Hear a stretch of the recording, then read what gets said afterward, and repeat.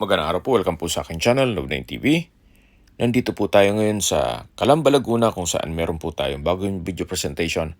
Isang residential farm property na nasa loob ng isang subdivision na La Huerta Farms and Residences. May lot area po ito na 750 square meters. Ito po'y titulado, buhay po ang may-ari, kaya wala po kayong maging problema sa documentation o sa transfer ng title. Napakatahimik po ng lugar, sariwang hangin, at malamig po ang klima. Nasa mataas na lugar po ito, ang estimated elevation above sea level ay 540.3 feet. Binebenta po ito ni owner sa halagang 5,500 pesos per square meter.